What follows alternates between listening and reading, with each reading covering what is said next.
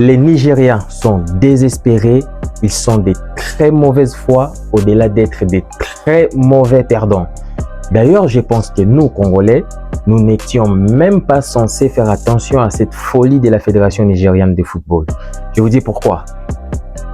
Ils sont en train de tenter des choses tout en sachant qu'ils n'auront même pas de réponse favorable, que la probabilité qu'ils aient une réponse favorable est tellement faible parce qu'ils sont au courant de tout. C'est pourquoi j'ai dit qu'ils sont de très mauvaise foi.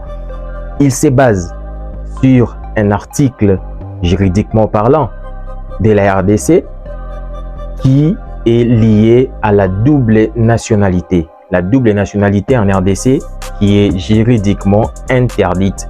Mais ils savent, et ne veulent pas le dire, ils savent que cette loi a des limites.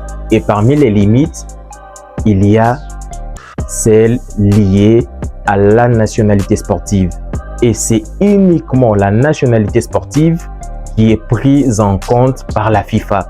C'est uniquement avec la nationalité sportive que la FIFA valide l'éligibilité des joueurs. Et ils savent très bien que nos 4 derniers joueurs, qui sont nos 4 dernières arrivées, Bissaka, Strokens, Epolo et Balukwisha, ont été tous validés.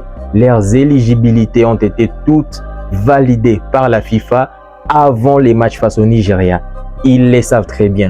On ne voulait pas parler de ces dossiers pour alimenter les débats, etc. parce que c'est un dossier vide, c'est un dossier inutile. Surtout en ces moments où on prépare la CAN qui, pour moi, s'annonce comme la plus belle CAN de l'histoire avec tout ce qu'il y a comme organisation mise en place par les Maroc. On ne devrait se concentrer que sur ça.